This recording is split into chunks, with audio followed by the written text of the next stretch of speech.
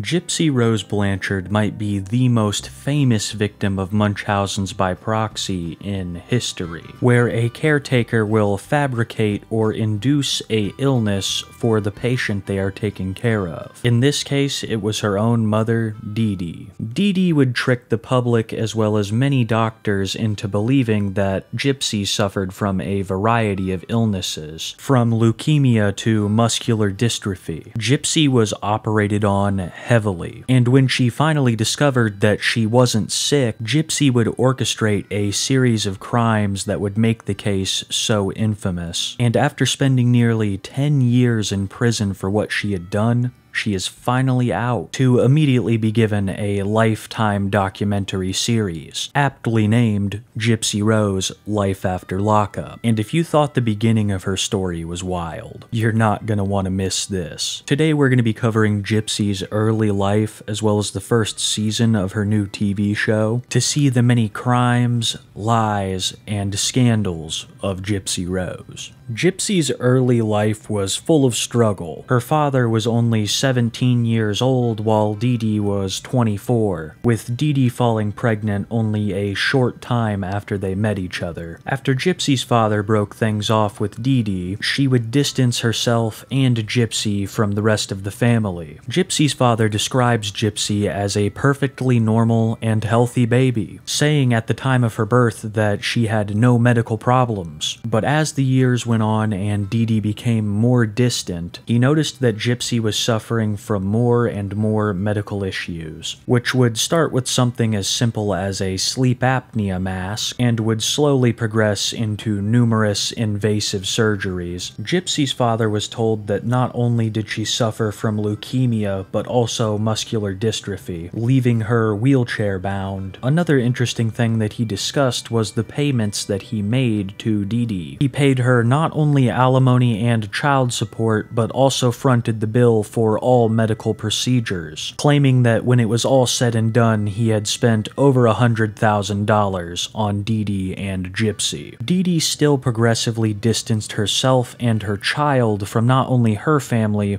but also Gypsy's father's, isolating Gypsy from the rest of the world. Then, in late August of 2005, Hurricane Katrina devastates the coast, with nearly 1,400 souls lost. Dee Dee and Gypsy were lucky enough to survive the storm, but their home would not. Like many others in the area, it was flooded and personal items were destroyed. We will never know if Gypsy's documents were destroyed in the storm or by her own mother. What we do know is that Dee Dee would take full advantage of this situation, claiming that all of Gypsy's medical records had been destroyed during the storm, along with her birth certificate, which let Dee Dee not only pose Gypsy as younger than she was, but also strengthen her claims of Gypsy's leukemia and muscular dystrophy. As strange as it sounds, Dee Dee would take full advantage of Hurricane Katrina, even receiving assistance from Habitat for Humanity, relocating Gypsy and Dee Dee to the middle of the United States, to the town of Springfield, Missouri, successfully isolating the two of them from any remaining contact with the family. Gypsy was receiving an increasing amount of surgeries. She had her salivary glands removed because her mother claimed she was drooling too much. That, along with a combination of various medications, caused her teeth to be removed. Gypsy would have tubes put in her ears for hearing and in her stomach for feeding, and was confined to a wheelchair by the demands of her mother. Dee Dee would use Gypsy's illness to extract wealth from the community. She received numerous new vehicles, the house, and tons of assistance, both financial and emotional. Gypsy was not only Dee Dee's best friend, but also her meal ticket, so she would become increasingly more protective over her daughter as she matured and began to yearn for a life outside of her mother. In 2011, years before Dee Dee's body was found, she would discover that Gypsy had fled the home during the night, going to see a man that she had met during a sci-fi convention. Dee Dee would find Gypsy through a mutual contact, arriving at the man's house demanding that she be returned her daughter. Dee Dee was screaming that Gypsy was a minor and that this man had had better give her back before she calls the police. This was not the truth, as Gypsy was around 19 years old at the time. Gypsy would return with her mother, and when they got home, things did not go well. Dee Dee would smash all of Gypsy's devices and chain her to her own bed, placing bells around the door and using a dog collar to sense if Gypsy was moving in the night. She was imprisoned like this for 2 weeks, and claims that it was the moment she saw her mother in a completely different light. The veil of their past friendship had been shattered. Despite all of this, Gypsy would continue to seek out relationships with men online, and in 2012 she would meet a man named Nicholas Godejohn on a Christian singles dating app, and this is when things start to get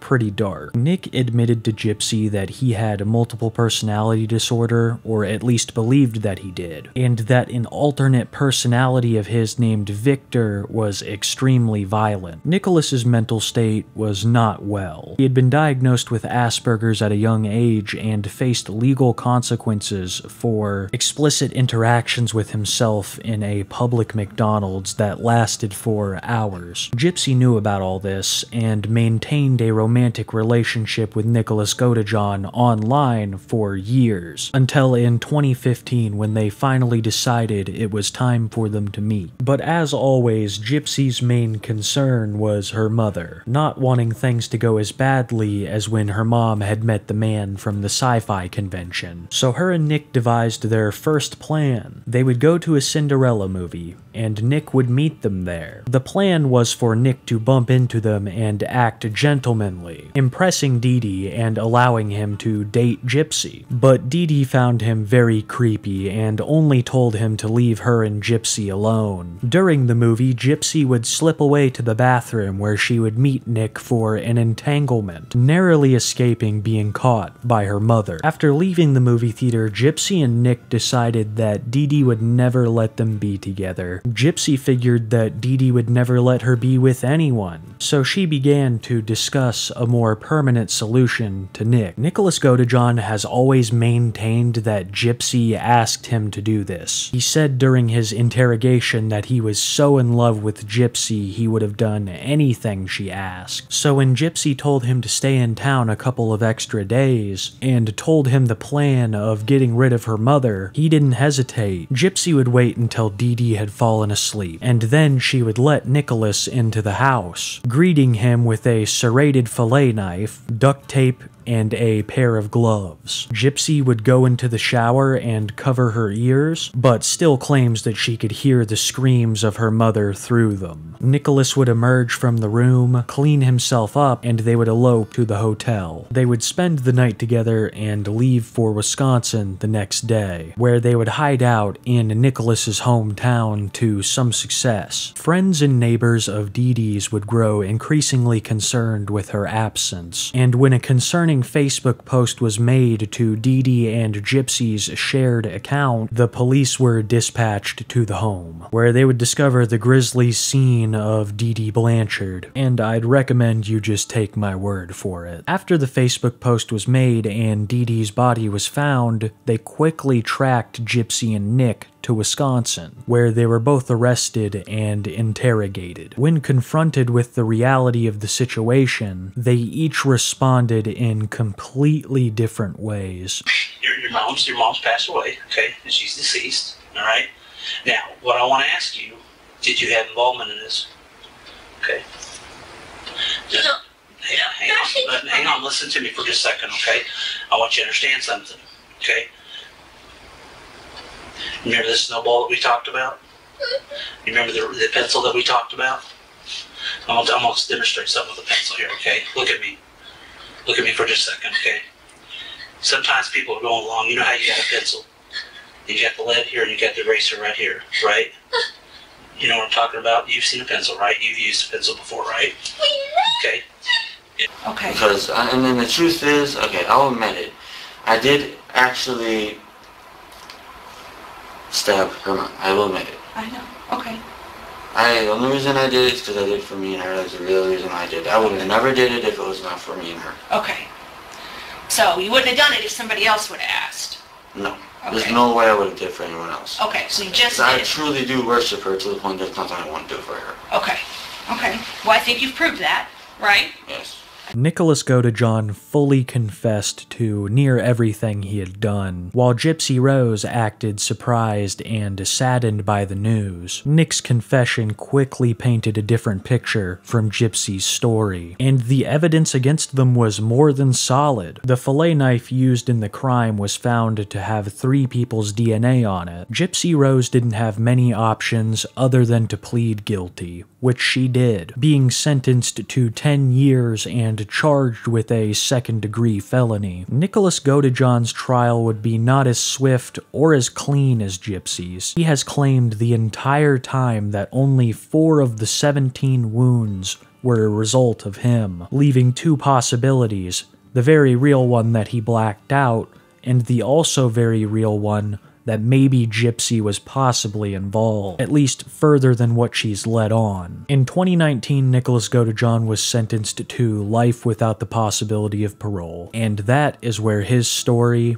ends. But not Gypsy's, as she wanted to take full advantage of a new life without her mother. Sure, she was still a prisoner, but just a different kind now. The prison doctors said that she was perfectly healthy and suffered from none of the ailments that her mother claimed she did. So Gypsy ate what she wanted, walked as much as she wanted, and did what she wanted. One of her favorite things to do would be to write boys over pen pal. And only months after Nicholas Godejohn had been sentenced to life in prison, a friend of Gypsy's would announce that she had found love once again, with them even becoming engaged at one point. The man's name would be Ken, and he would become an integral figure in this story in the later years, but not at this particular moment in the timeline, because him and Gypsy's engagement would be cancelled, only for Gypsy to find another man through pen pal soon after. This man's name would be Ryan, and in 2022,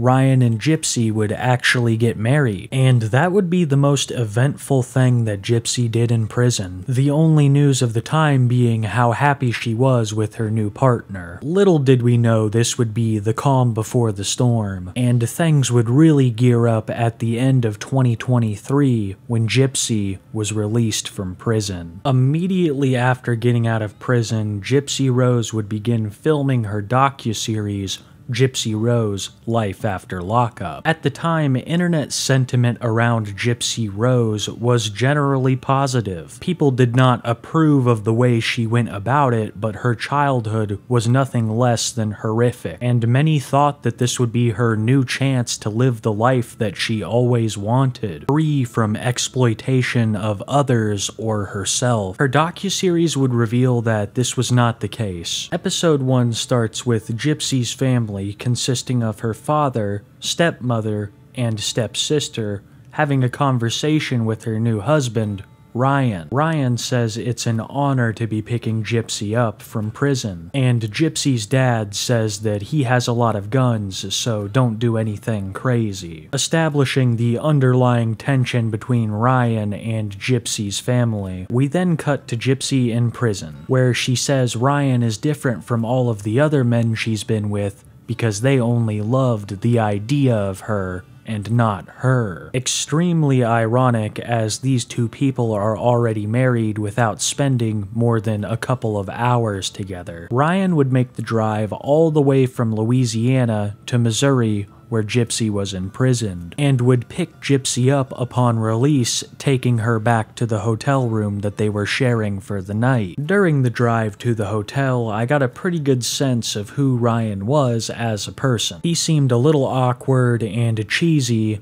as well as very pervy towards Gypsy. Understandable, as this is his wife and the first time he's actually been able to touch her in any meaningful way. Still, no less hilarious to watch. After arriving at the hotel, Ryan immediately tries to put the moves on Gypsy, who is much more interested in eating her French fries. In fact, I noticed throughout the course of their marriage that Gypsy often chooses the fries over Ryan. Gypsy would also take a couple of hits off of Ryan's e-cigarette, which I found hilarious. I don't really know why, but she generally didn't seem very interested in Ryan, just enjoying her McDonald's and hitting his vape. The next day, the producers come in, and the first question they have is, how was their night? With Gypsy and Ryan awkwardly describing that he is a stallion, capable of Herculean feats under the sheets. The wider public is skeptical as Ryan is working up a pretty substantial sweat just explaining this to the camera. Gypsy and Ryan leave the hotel to go visit Gypsy's family, who are staying in Kansas City, noticing that on the way they were being followed by various media organizations. Gypsy would also get a call from her PO during this car ride. The PO demands that Gypsy report in immediately. Ryan would hilariously try to interject at numerous points during the conversation. After explaining the situation to her PO, it was decided that she would report in after she had gone to see her family, but this would not be the end of her troubles with parole. Rumors would begin to circulate that Gypsy intended to attend a Kansas City Chiefs game, with a desire to possibly meet singer-songwriter Taylor Swift. I want to add that this turned a lot of people on her. Many saw it as trying to leverage her crimes into a relationship with celebrities. When Gypsy's POs got wind of this, they would call back during the same car ride, informing Gypsy that she could most certainly not attend the Kansas City Chiefs game, and that she would have to drive immediately to Louisiana to report in. Gypsy told her PO that they got very little sleep last night and only wanted to stop off in the city for some rest. She was also noticeably upset about the Kansas City Chiefs game being canceled for her. Then she would have an emotional reunion with her father, who she hadn't connected with like this in a very, very long time. Only for the parole officers to once again call and tell her no, she had to immediately make the drive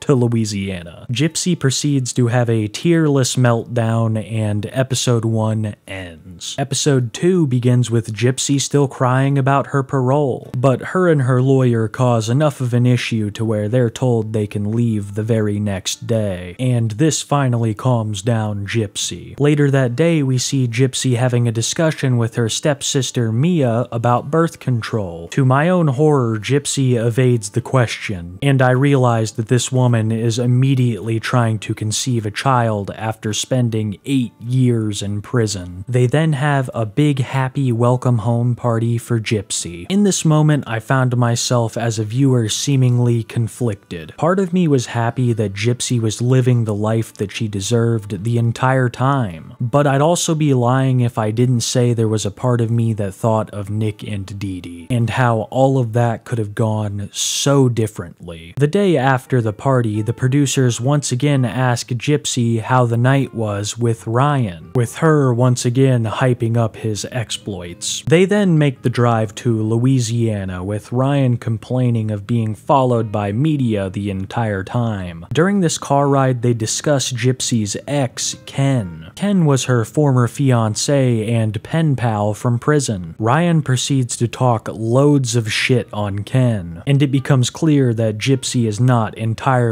over her previous relationship. They arrive in Louisiana to Ryan's apartment. When they step inside, Gypsy asks Ryan who he thinks will take up more space. Ryan hilariously responds, "You know the answer to that." This was the moment that I decided that I liked Ryan. I won't keep that a secret. I thought that he was hilarious and pretty genuine. Is he perfect? No, none of us are. But the way he spoke made me understand that he did truly love Gypsy and have her best interests in mind. Ryan would go on to talk about how he grew up without a father, and when his mother remarried, he felt abandoned, stating that all he ever wanted in life was to build his own family, and now he had the opportunity to do so with Gypsy. Gypsy then goes on to display her lingerie collection for the camera, while also talking about exploring her interests in women while she spent time imprisoned. We then see Gypsy spending time with her stepmother, discussing things from her relationship with her actual mother to her bedroom escapades with Ryan, which has seemingly become a focus of the early season. We then cut to an upbeat montage of Gypsy and her mom doing their makeup and talking about how good it feels to live life like this. And the night ended with Gypsy as well as her father and stepfamily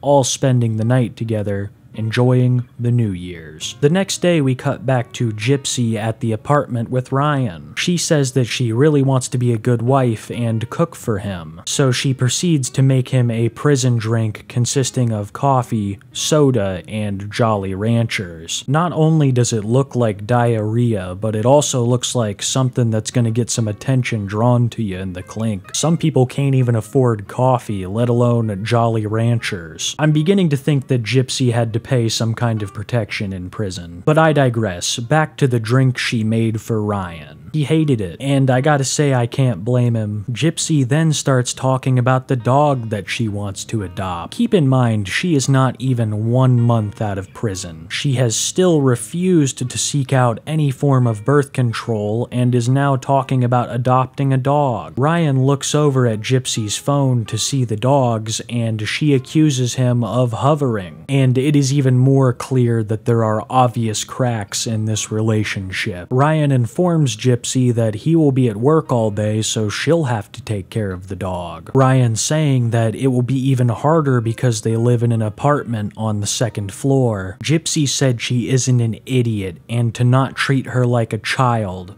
then storms off in a huff. And that was the end of episode 2. I noticed that Gypsy was on her phone a lot during this episode, and I understand that that is common for people that come out of prison. I remember when rapper Bobby Shmurda was just released, he was on his 2014 iPhone posting like crazy. He didn't even care that the camera quality was in the Stone Age compared to where it is now. They just loved that connection to the world that they were denied in prison. But Gypsy's also discussing her exes a lot, and in hindsight, it seems very well possible that she could be texting someone other than Ryan in a romantic way. Just a theory of mine, but she is on her phone a lot, and is always standoffish when Ryan asks what's going on. Episode 3 begins, and it hits me that Gypsy has only been out of jail for 6 days. We start off with Gypsy discussing a viral moment where she defended her husband from the haters. Gypsy and Ryan would also pack for their upcoming trip to New York, where they plan to do a media tour. The ride to the airport was tense, with them cutting it really close. Ryan was frustrated and chain-smoking the whole time. Things get even worse when Gypsy's media manager calls them to tell them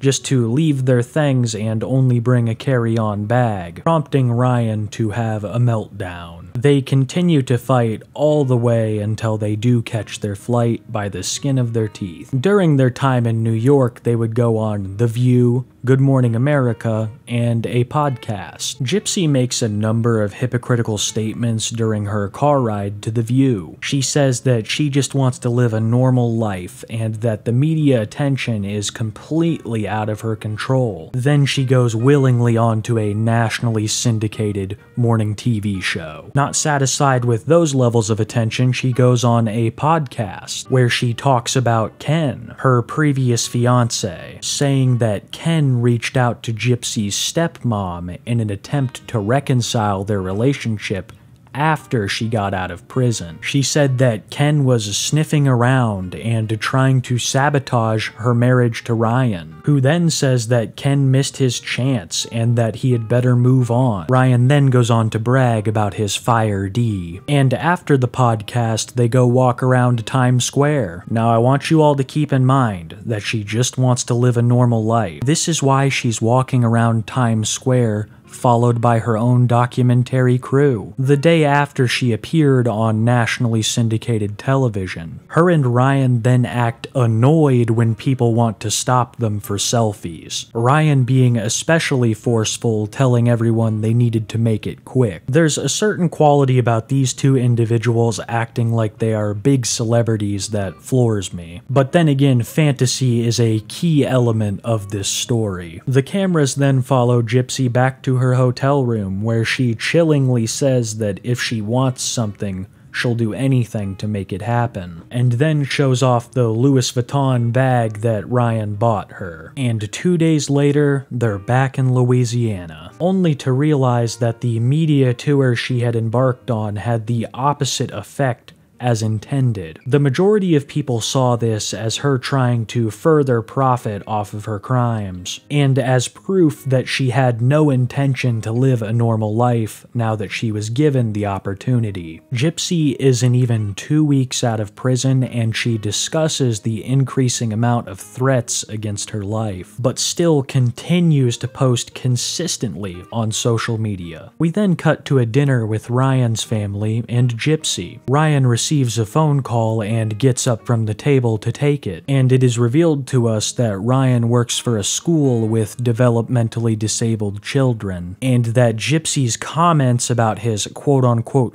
"fire D" had caused anger in some of the parents. Ryan's boss was calling him to advise him of his wife's social media postings and ask them to limit the expletives in the future. The episode ends with Gypsy and Ryan checking out wedding venues, and for the first time in the season, the episode ends on a happy note. Episode 4 begins 2 weeks after Gypsy has been released from prison. Gypsy is discussing a nightmare that she had about her mother, expressing remorse for her crimes. Her and Ryan then travel to Cut Off, Louisiana, where her father lives, and they travel with him to go see her grandmother's grave. During the car ride, Gypsy and her father discuss the beginnings of Dee Dee's Munchausen's by proxy, starting with a sleep apnea machine that Gypsy had to wear. They then arrive at the grave of Dee Dee's mother, Gypsy's grandma. Gypsy tells her grandma that she's sorry she didn't turn out the way that she wanted her to, and introduces her husband Ryan. Gypsy then discusses her mother's desire to be buried next to her own mother, but laments that she has absolutely no say in the matter. After this, they make the trip to her cousin Bobby's tattoo shop. Cousin Bobby is a personal favorite character of mine. I mean, Cousin Bobby keeps it pretty real. He's got a great taste in hats, and he's got a pretty cool tattoo shop. Gypsy and Ryan both want to get tattoos, but before they do, Cousin Bobby pulls Gypsy aside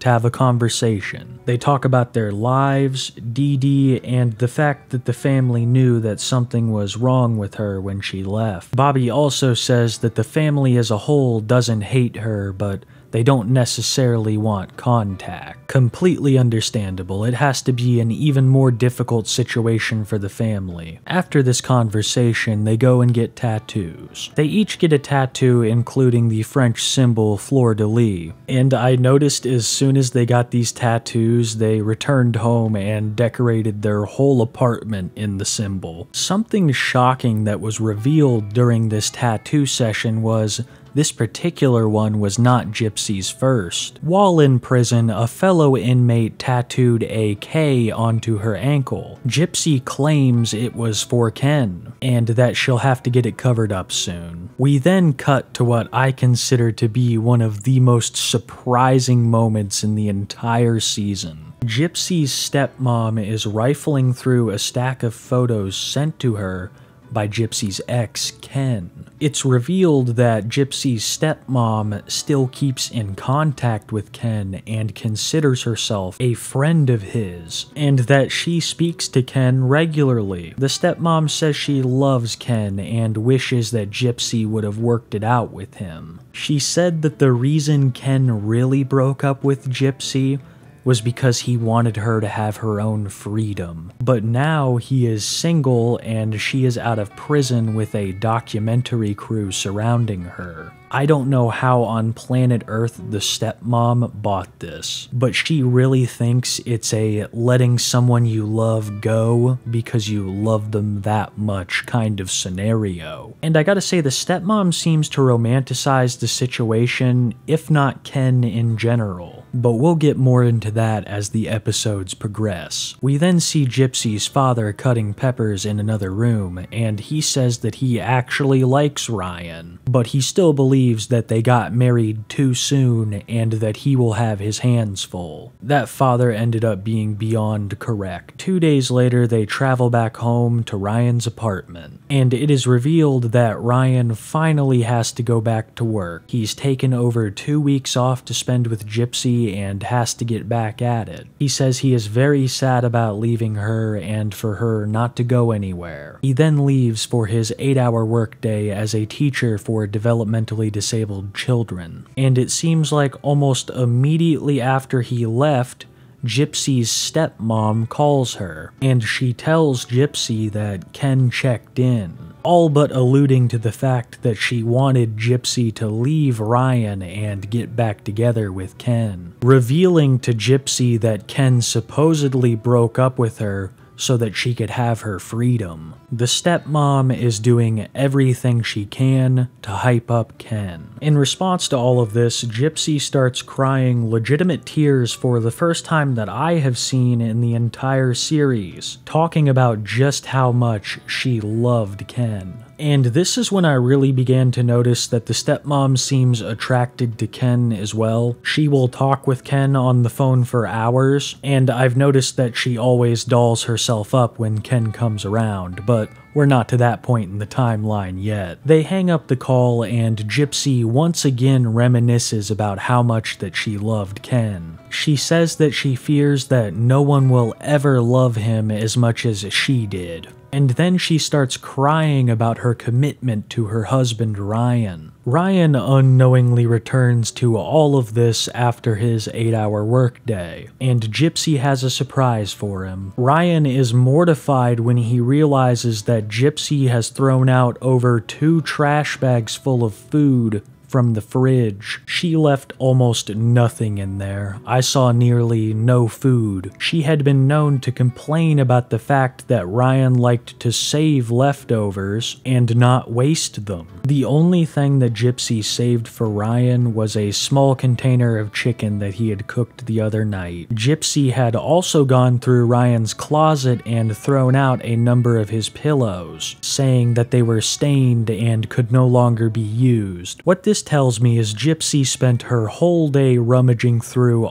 all of Ryan's things, and then she decides to throw out all of his food. All of this has created a lot of underlying tension in the moment, and I can't help but feel that this was Gypsy's intention. She gets a call about Ken and starts talking about Ken, thinking about him, and wondering what a life with him would be like. Even saying before Ryan got home, what will happen when we get in a fight? I can't help but feel that she cleaned his fridge because she wanted that fight with Ryan. And I can't help but feel moving forward that she will continue to orchestrate stuff like this to give her an excuse out of the marriage. But I'm getting way ahead of myself, because this fridge argument is far from over. Ryan makes a snarky comment about the drinks he brought home being from one of his ex-girlfriends, and that's when Gypsy gets this devilish smile, deciding to tell Ryan that Ken had reached out to her. We then cut to the next morning where the producers are asking Ryan how he feels about the situation with Ken. He is less than happy, especially at Gypsy's stepmom who allowed all of this to happen in the first place, and that he wishes Ken could just remain in the past. And that is the end of episode 4. Episode 5 begins with Gypsy and Ryan Ryan discussing the Ken situation. Ryan is still upset that Gypsy's stepmother would even allow Ken to contact her in the first place. We then cut to Gypsy's father and stepmother having a conversation. Gypsy's stepmom continues to hype up Ken. It was at this point where I really began to notice that this stepmom probably has a crush on Ken herself, because she will not stop talking about this guy. I have never once heard her talk about Gypsy's father this way. A perfect example would be the fact that the stepmom was angry at Ryan for bad-mouthing Ken on the podcast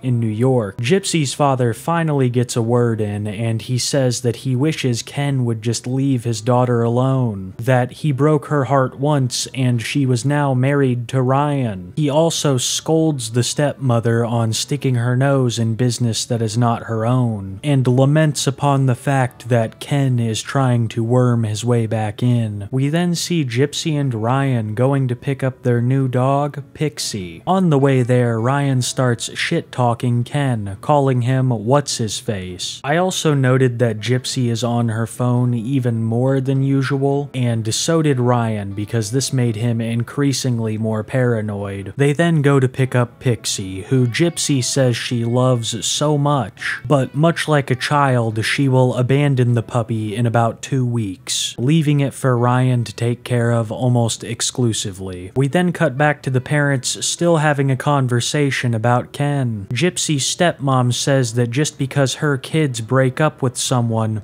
doesn't mean that she does. A statement I found both weird and creepy. She then says that Gypsy and Ken need closure, and that's why she's doing all of this. Gypsy's father once again responds, telling the stepmom to close the book and leave Ken alone. Stepmom responds with saying that she's not getting involved. Dad says she already did, and I gotta say I agree with Dad on this one. It seems like it's none of her stepmom's business to try to sabotage her marriage, and it seems like to me that the stepmom is doing this just so she has access to Ken once more. We then cut back to Gypsy and Ryan talking. Ryan is on the way to drop off Gypsy so that she can hang out with her stepsister Mia, and Ryan asks Gypsy to not let her talk too much crap on him. Ryan had heard that not only the stepmom didn't like him, but also the stepsister. It seems like only Gypsy's dad likes him just a little bit. The odds are not in his favor. Gypsy and her stepsister then hang out, where they discuss a variety of topics, from Gypsy's upcoming nose job to her bedroom relationship with Ryan, which to everyone's shock, she reveals is not as fire as she claimed. I sympathize for Gypsy's stepsister in this moment. She's getting a lot laid on her, but then again, I've seen this woman's facial expression change maybe twice during the whole first season. As Gypsy and her stepsister get their nails done, they continue to discuss Ken. The stepsister Mia says that Ryan was completely out of line for contacting Gypsy's father about the Ken situation, and that he should have been a man handling it himself. All the while, Gypsy is continuing to fantasize about Ken and cry over their failed relationship. On the drive back from the nail salon, Gypsy is asked a question that she has always evaded since getting out of prison. What is she doing about birth control? Gypsy laughs it off, acting like it's no big deal, nothing's gonna happen, but then also reveals that her and Ryan are using no form of contraception. She has been out of prison less than a month. In my honest opinion, I believe that she has been trying to get pregnant since the day she was released from prison, and never even considered taking any form of long-term contraceptive. Yet another extremely childlike and rash decision from Gypsy Rose Blanchard. When it finally hits her that a relationship with Ken is still possible, her and her stepsister agree that they will go get a Plan B pill, despite the fact that it has been 2 days since her and Ryan had an unprotected entanglement. 30 minutes later, Gypsy and Ryan are texting back and forth, and when she tells Ryan what she just did, he asks her if it had to be on camera, discussing his frustration at the fact their bedroom relationship was becoming an increasing point of attention. Ryan and Gypsy were already arguing even before she returned home. So when she did from her nail trip with Mia, things continued to escalate. Later that night, Gypsy pulled out her phone and claimed that Ryan was quote-unquote freaking out. We then see a confused Ryan asking Gypsy why she has to film this, continuing to tell her that he is frustrated she is talking about so many intimate details to the cameras. If you ask me, it seems like ever since Gypsy found out that Ken was single, she has done everything possible to try to paint this man in a bad light. During this recording, she said something that I consider to be extremely manipulative. Gypsy said that this was exactly how her mom would talk to her. I noticed that she likes to pull that out whenever things get real hairy and people are getting mad at her. We have to keep in mind that Dee Dee Blanchard was a master manipulator who scammed people for hundreds of thousands of dollars, and it seems that Gypsy has learned very well from her mother's examples. After accusing Ryan of acting like the victim of her crime, she walks off in a tearless cry, ignoring Ryan for the rest of the night. The very next day, filming picks up and things are tense. I noticed that Ryan is smoking a lot more, like every chance that he gets, and Gypsy is the same way, but with her phone. While it is not confirmed, I believe that Gypsy has contact with Ken again at this point in the timeline. This is pure speculation and a theory, but she's on her phone even more than usual, and her stepmother could have easily texted her Ken's number. Gypsy makes a statement to the cameras that I find extremely ironic. She says that if she feels controlled, she'll just leave. And I find myself wondering why Dee Dee Blanchard didn't get the same courtesies. We then dramatically cut to the producers beginning an interview with Ken. While speaking to a team of documentarians, Ken says that he didn't want any of the media attention associated with dating Gypsy Rose. And when asked why he would come back after all of this time, he says that he simply wants to share his side of the story. Episode 5 then ends. Episode 6 begins in Texas, where the Ken interview is beginning to pick up. He says that Gypsy knows about this interview, saying that her stepmom probably told her. I don't believe that for a second. I think you told her, Ken. Then he starts to talk about his prison relationship with Gypsy, and he explains that the reason he left her was that she needed her freedom. It's a loving someone so much you let them go kind of situation.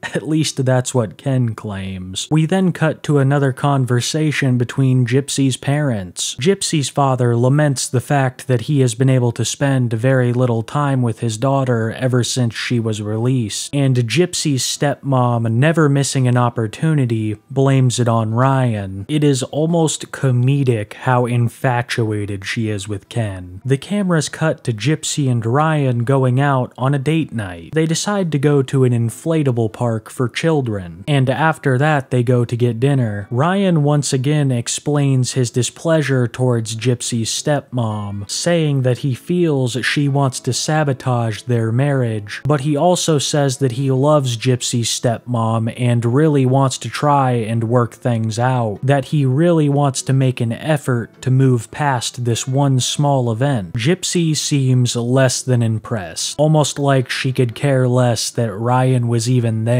The cracks in this marriage have become canyons, and I knew it was only a matter of time. We then cut to the next day, and Gypsy is hanging out with her stepmom. They're discussing the recent TikTok controversy, speculating that Gypsy is now pregnant. All of this because someone spotted Gypsy at a hospital. Nobody knew that this would be in reference to her upcoming nose job. Gypsy and her mom step outside to walk their dogs, and I notice that Gypsy is less than interested in Pixie. Gypsy's stepmom says that her dad wants to spend more time with her, that he misses her and wants to make up for time they didn't have together when she was a child. The camera then cuts to Gypsy saying that her dad needs to learn how to be a dad, and put in more effort. They then cut to Gypsy's nose job consultation. Now, I want you to keep in mind that this was how the doctor described it, and not me. The doctor described Gypsy's nose as overpowering, and when he showed her a model of her new nose, he seemed almost sad, saying that they had to work with what they had. I'm not even joking when I say I don't think I've ever seen a rhinoplasty practitioner so disappointed. Stepsister Mia brings up a great point, asking Gypsy how it feels to be embarking on her first voluntary surgery. Gypsy says that all of the other procedures were taking from her, and that this was giving her something. Gypsy then tells her stepmom that she thinks her relationship with Ryan is secure, but that just the other morning she woke Ryan up and told him she was missing Ken. She says that Ryan immediately woke up and told her to let it go, she was married. But Gypsy says that Ken is still in her heart, and the stepmom might as well have been rubbing her hands together with a maniacal smile on her face, because stuff like this is the direct result of her meddling. We then cut back to Ken once again saying how much that he loved Gypsy and why he left her. He calls Gypsy codependent and calls out Ryan for marrying her so soon. Ken also said that the last time he had contact with Gypsy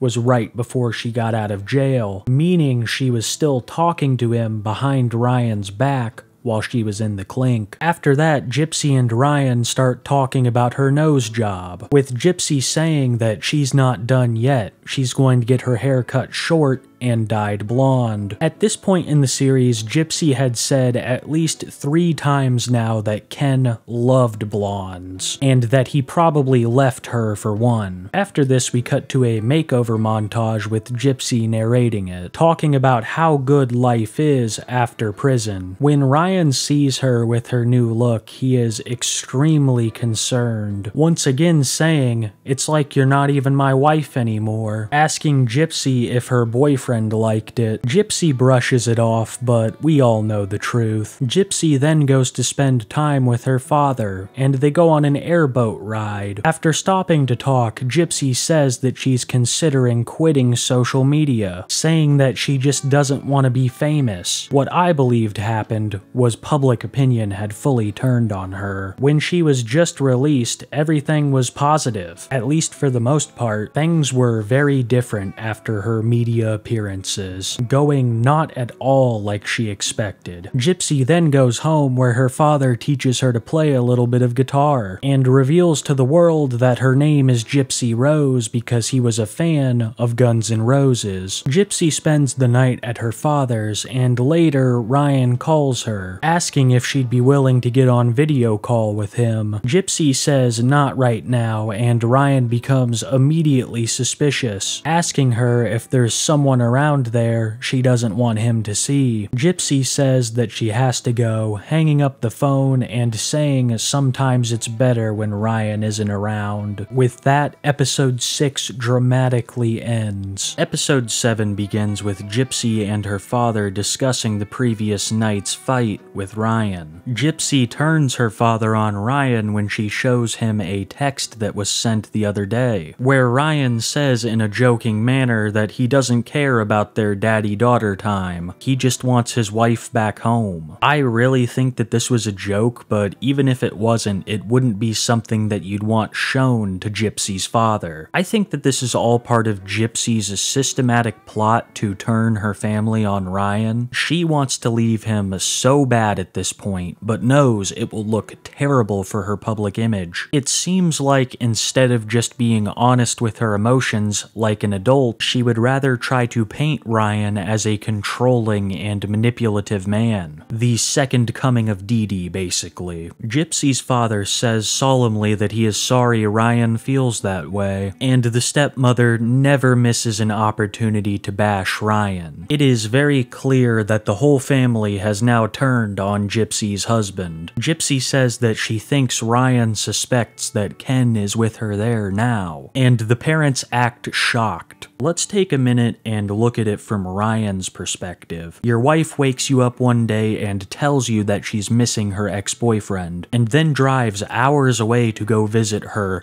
father, where she stays overnight. And then when you ask her to video call you to simply confirm that she is spending the night at her dad's house, she refuses. It is not at all out of the realm of possibility that she could be spending time with Ken. We can't confirm it, but it's pretty obvious that she's been contacting him behind Ryan's back, and Ryan has every right to question Gypsy's faithfulness. Gypsy and her family then spend the rest of the conversation trying to paint Ryan in a negative light. After spending a couple of days with her dad, she traveled back to her and Ryan's apartment, where she left him to watch her new puppy. We then cut to a video of Gypsy where she is crying but producing no tears, something which she does surprisingly often. The only times I've seen her actually shed tears are when she's talking about Ken. The reason that she is making this emotional video is because upon her return, Ryan greeted her with flowers, saying that he was sorry and wanted to work harder on their marriage. She says that while she appreciates it,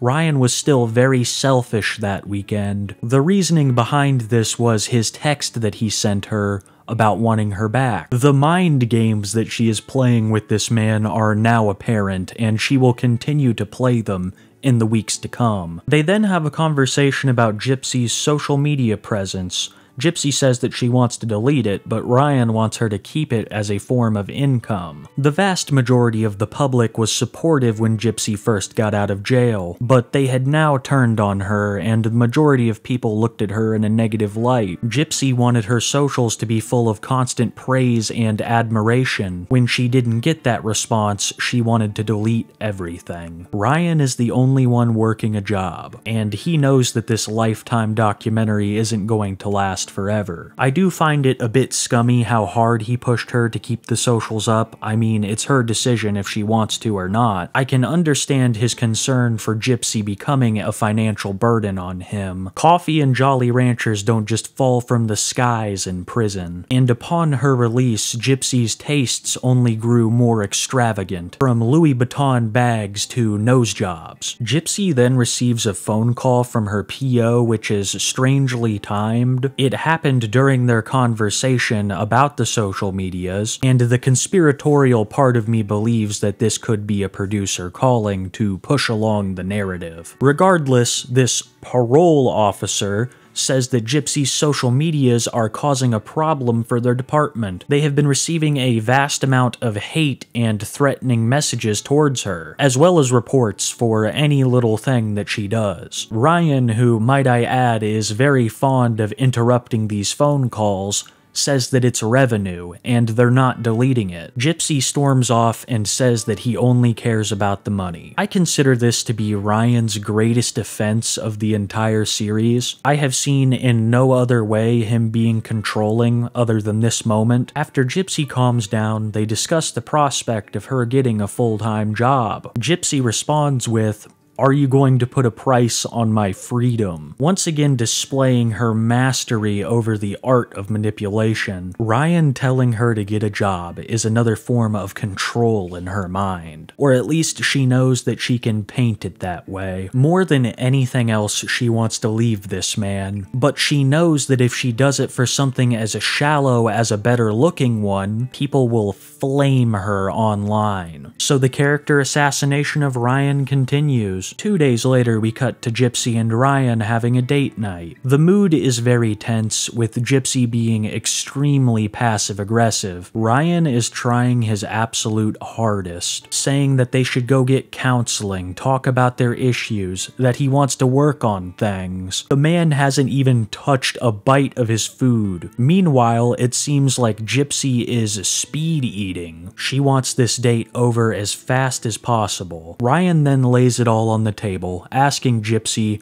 if she would even remarry him. While they were legally married, they had been talking about the ceremony of her dreams. Gypsy responds in an extremely hypocritical way. She told Ryan that some things could remain just between them and didn't need said on camera. I don't know if she's trying to make a point there, but either way, she is an extreme hypocrite for this. When Ryan civilly asked her to stop discussing their bedroom interactions, she pulled out the camera claiming that he was freaking out and that this was exactly how Dee Dee would treat her. Ryan asks if her answer basically means no, and Gypsy says there are things that they can keep just between them, that it doesn't need to be said on camera. It seems like if anyone's controlling in the relationship, it's Gypsy. Ryan has to stay home all weekend watching the dog. Ryan isn't allowed to have food in the fridge or pillows in his closet. Ryan can't say things that Gypsy doesn't want him to on camera. If he even approaches that line, he is compared to Dee Dee Blanchard. The ride home from the sushi bar was even more intense. Gypsy asks Ryan if he's happy. He responds yes and asks her if she is. She responds with, "Maybe I'm not, we're just two different people." Ryan says to just go call Ken because it's obvious what she's doing here. Ryan also says that Gypsy is probably already talking to him. She says that she isn't, but I don't think Ryan or anyone watching believes that. Ryan asks Gypsy what's changed and could we go to couples counseling. "I can tell you what's changed, Ryan. She has a better option, or at least she sees it that way. You were merely an instrument for money, media attention, and a place to stay. And then, much like the dog she left you with, discarded, disposable, as if you were a toy or a product. If she ever really loved Ryan, then marriage would have meant something to her. She would have done everything possible to stay away from Ken. If she really loved Ryan, she would have reprimanded her stepmom for keeping in contact with Ken. Instead, she was thrilled, happy that she had a man in her life that the public wouldn't compare to Peter Griffin. It just goes to show how shallow of a human being Gypsy Rose Blanchard is, and how she will manipulate men in her life to get her what she wants. The car ride home continues and is slowly devolving into a breakup. Ryan tells Gypsy not to make rash decisions, they'll work on their marriage. Gypsy says that she doesn't make rash decisions. Ryan responds with what we were all thinking: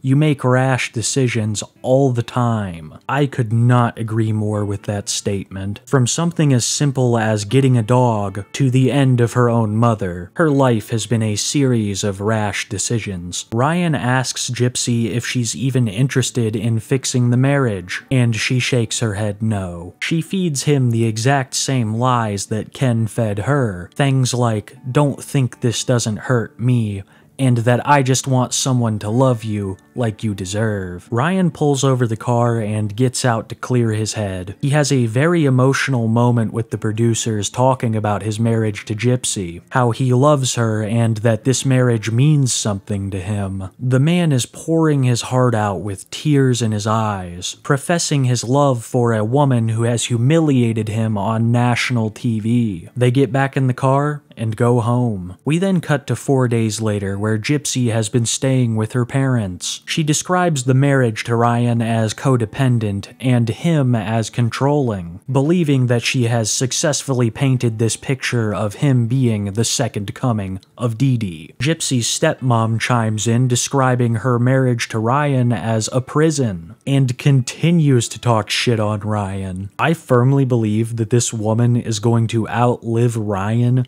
just so she can talk shit at his funeral. I bet she even brings Ken as her date. Gypsy's stepmom says that Ryan loved the idea of prison Gypsy, someone who he could control. Gypsy then reveals that she left the dog with Ryan, revealing just how much she cared about the two of them. Gypsy was the one pushing for this dog. Ryan thought that they should wait. She claimed that she loved this dog so much, but you could tell that as the weeks passed, she gave less and less of a shit about it. Gypsy had been out of prison for less than 2 months and managed to already get rid of a dog and a husband. For lack of a better term, the dog and Ryan were thrown aside to make room for Ken. We then cut to Ryan talking about how his marriage was sabotaged by Gypsy's stepfamily, and I wholeheartedly agree. My opinion is that the stepmom wanted access to Ken in a way that would make her husband not suspicious of her infatuations. So she systematically assassinated Ryan's character and and reconnected Gypsy with Ken. Gypsy and her stepmom then travel back to the apartment to get some of her things. I also noticed during the car ride that the stepmom had the exact same tattoo as Gypsy, this little squiggly symbol that leads up into a fleur-de-lis. I think it's pretty apparent that this woman is living vicariously through Gypsy, that she wishes that she was young, had boys fighting over her, and cameras everywhere. This woman reminds me of Jessica in more ways than one, and I find myself wondering why the father's taste in women is so bad. Seeing the stepmom's recreated tattoo was pretty telling, and is something I only picked up on. It's never pointed out in the show. Before entering the apartment, Gypsy and her stepmother join together in prayer, asking for protection against Satan and his wicked ways. I'm just kidding. They asked for protection against Ryan. They walk into the apartment almost shocked that Ryan isn't there. We know that Gypsy has never worked a 9-to-5, but it's almost like she hasn't heard of one. They finish up gathering Gypsy's things, and Gypsy says goodbye to her dog, Pixie, who she leaves with Ryan. I want to make it very clear that she could have taken this dog with her to her parents' house. They have a small dog of their own. It seems that she made the conscious choice to leave Pixie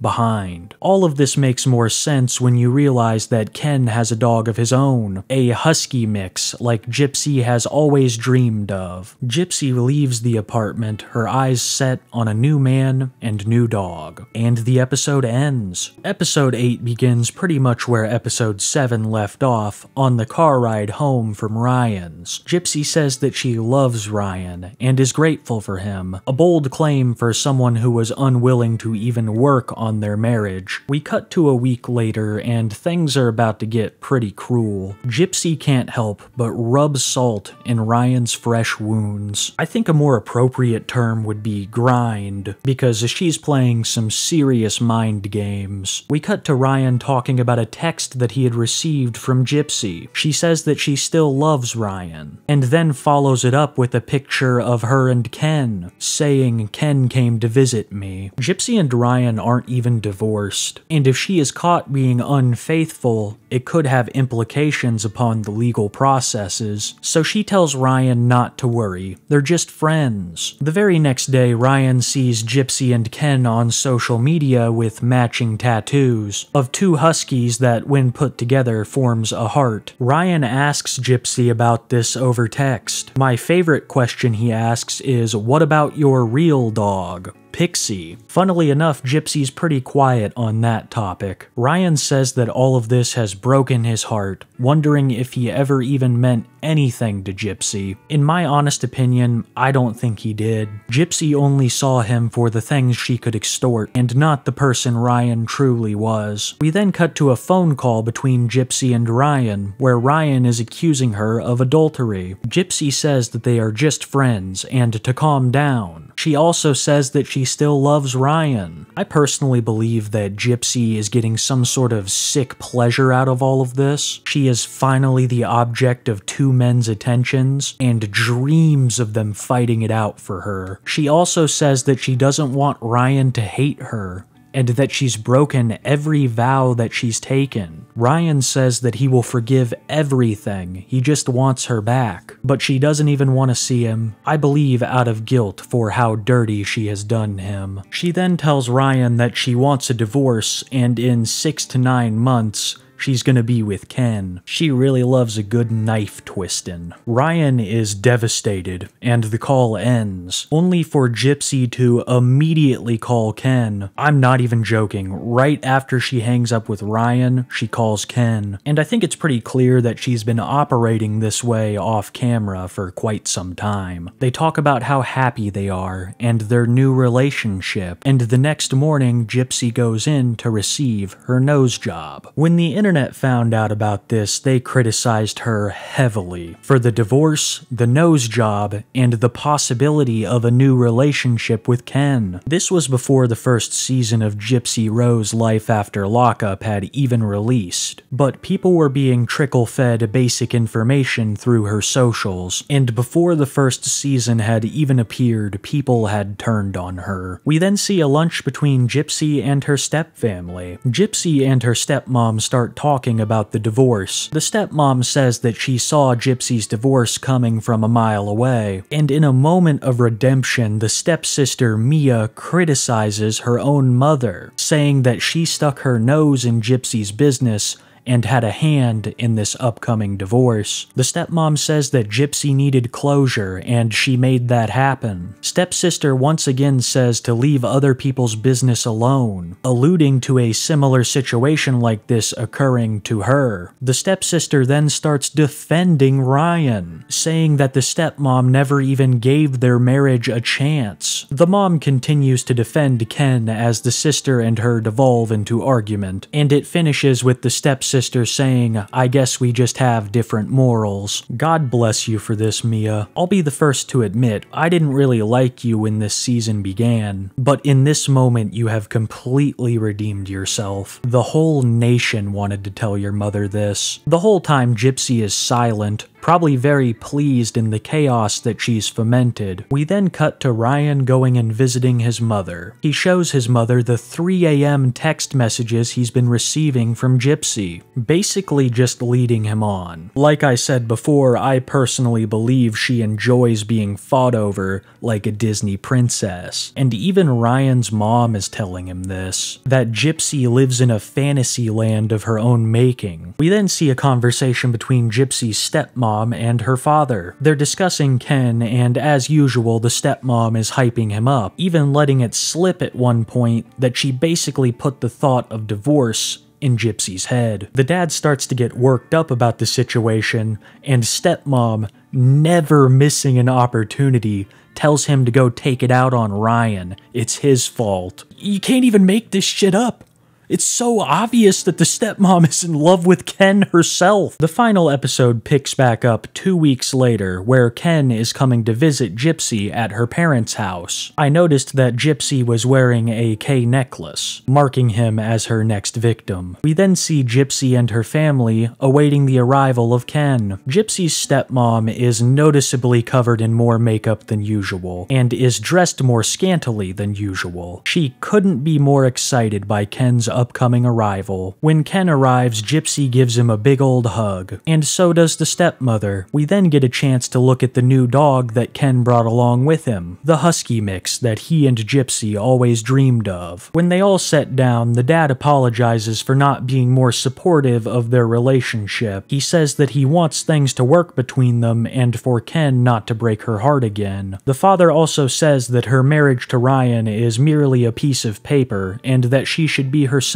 He also warns them against having a baby right now, saying that he knows Gypsy wants one, but they should just wait. Gypsy acts surprised about this accusation, but gives out a laugh that reveals her true intentions. She planned to trap Ken from the second she could. The only form of contraception she has used is the morning after pill with Ryan, taking nearly no steps to prevent a pregnancy. We then cut to 4 weeks later, where Gypsy reveals that she is late on her period, but she doesn't think that she's pregnant. I mean, how could she be? She's been doing absolutely nothing to prevent it. She takes the test and is confirmed to indeed be pregnant. It then cuts to a romantic picnic with Gypsy and Ken, where there are scenes of Ryan interspliced. The producers ask Ryan what he thinks of all this, and says that Gypsy already told him. He also says that he thinks the baby could be his, and that secretly him and Gypsy were trying to conceive. The season ends with Gypsy crying about how she doesn't want Ken to leave her, and that she finally has everything she wanted in life. Gypsy has built her new life on the back of 3 devastated ones, and got everything she ever wanted. I think it's extremely irresponsible of her to conceive a child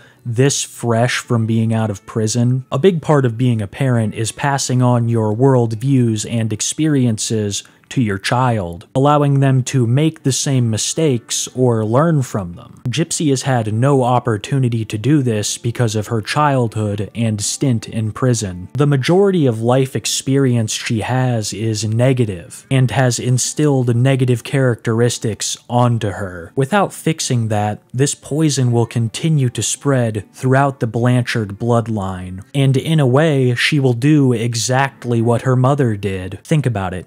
Dee Dee exploited Gypsy for profit, attention, and some sick, twisted sense of pleasure. Gypsy's new child will be the focus of Season 2, exploited for money and attention, as well as the sense of satisfaction she gets from having the idyllic family on camera. When I ended the first season of the Lifetime series, I thought that Gypsy Rose's story had pretty much come to an end. But I was so very wrong, as Gypsy would embark on a crusade against her haters, fueled with white knights and ex-friends, who have now turned on Gypsy and are revealing dirty little secrets about the family. I want to take a special moment to thank a channel called Without a Crystal Ball. The woman running the channel's name is Katie, and she had personal contact with Gypsy's stepmother. They were friends for a very long time, and this channel previously defended Gypsy in the past. But after seeing her commit a number of immoral and possibly illegal actions after being released from jail, Katie turned on Gypsy and her family, and has revealed a lot of insider info to us throughout her videos. A massive thank you to Katie Joy and Conspiracy for making this research so easy, as well as for changing my perspective on a great number of things in this story. And one of these things was the first event that we'll be covering, the release of Gypsy Rose's medical records. A blogger who had been working with the family named Fancy Maselli released a number of documents on Gypsy's medical history. This was behind Gypsy's back and against her wishes, because these medical records would contain a shocking twist that Gypsy Rose Blanchard suffered from what's called a microdeletion, more commonly known as a chromosomal disorder. This shows us that Gypsy was not a perfectly healthy child like her father had previously claimed, and that a great number of the surgeries Gypsy had to go through were necessary or beneficial to her. Stuff like the tubes in her ears, her feeding tube, all of the eye surgeries. It was all for her own benefit. Allegedly, of course. I am neither a doctor or wanting to be a participant of a lawsuit. This means that Dee Dee is not nearly the monster that Gypsy painted her up to be. Dee Dee still had Gypsy confined to a wheelchair and lied about her muscular dystrophy as well as leukemia, but from what I've seen, Gypsy didn't go through any form of big surgery for these conditions, and that the surgeries she had done were because of her microdeletion. If it were up to Gypsy, we would have never known of any of this. She wanted us all to believe that she was perfectly healthy, and that Dee Dee had her medically mutilated, but many other people with Gypsy's condition have to get the same procedures done. Many of them are to improve quality of life. When Fancy released these medical records, Gypsy was enraged, even serving her papers with the case just recently being thrown out. I also learned from Katie Joy that Rod Blanchard had missed child support payments on numerous occasions, as well as having a past substance abuse issue and criminal record. To be honest, the more I dug into Gypsy's father, Rod, the more I realized that he was not at all what he seemed on the first season of the Lifetime show. But we will get into that later because another massive bombshell would drop. People have always taken issue with the fact that Gypsy Rose is now out of jail and her accomplice is serving a life sentence in a legitimate prison, not a mental facility where it's almost assured that he belongs. Things would get even worse for Gypsy when Nick would reveal that he believed Gypsy was pregnant with their child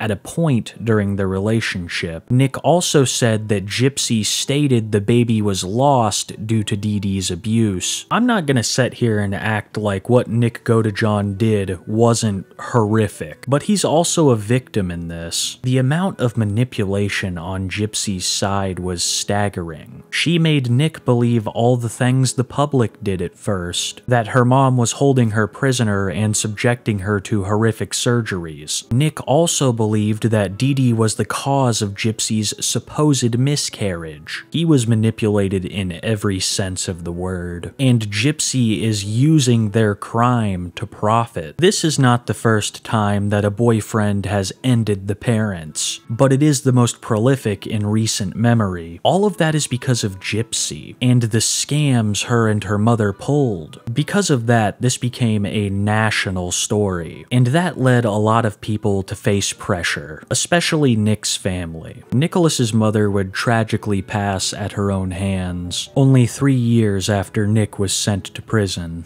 Dee Dee's family have also been hounded by media, and the part that really irks people is that Gypsy not only gets to walk away from this, but also profit off of it. And that leads us to the next controversy, the trust funds. Gypsy has been making absolute bank ever since she got out of prison. I really don't know what's going on because Louisiana has a law against profiting off of your crimes. In response to this, as well as many other things, Gypsy's wealth is not in her name. All of the money that has been received from the Lifetime shows has been deposited into trust funds under the names of 3 very recognizable people in the story: stepmom Christy, father Rod, and stepsister Mia. All of this means that people trying to sue Gypsy are going to have a hell of a time. Their main fears stem from 2 different parties.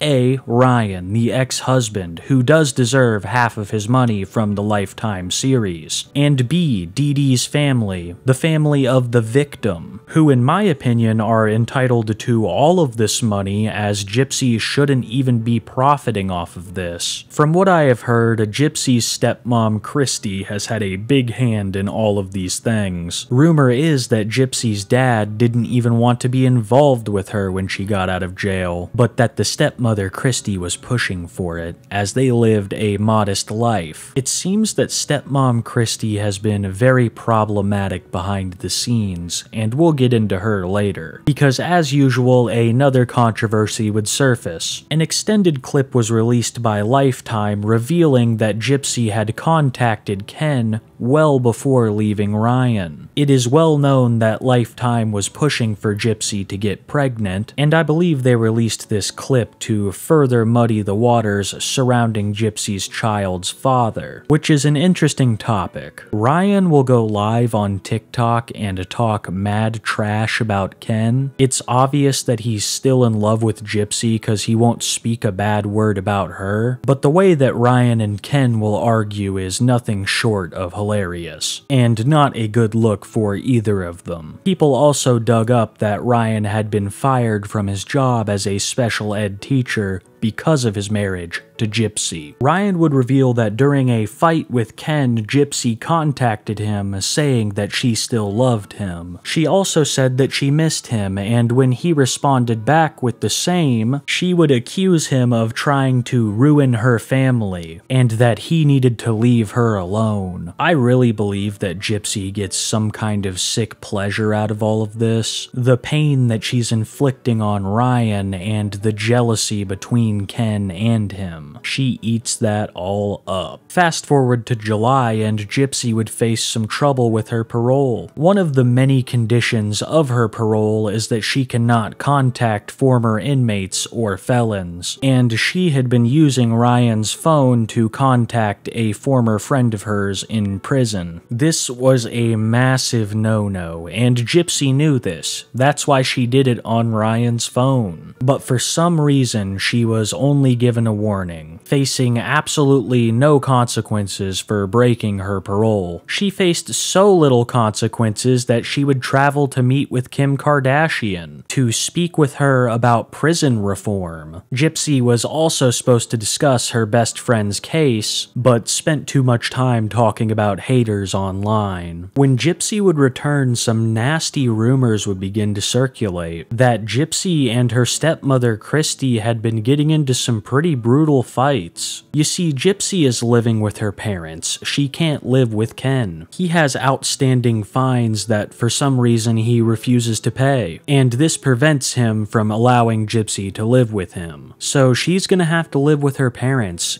even after the baby is born. And rumor is that her room is very messy, which has led to arguments between her and her stepmom. But it's not just about the room, it's also about the money. Gypsy has accused Christy of exploitation on numerous occasions, even cutting her off at one point during her prison stay, asking the rest of the family to not allow her contact, even comparing her to Dee Dee on a couple of occasions. This was all revealed by an ex-friend of Gypsy's who also said that the mom, Crystal, was out for purely fame and money. The friend claims that Gypsy has thrown the whole family into chaos with her rash and childlike decisions, and that her internet presence has been problematic in more ways than one. She's also been in some drama with her stepsister Mia. Gypsy will post very explicit messages on social media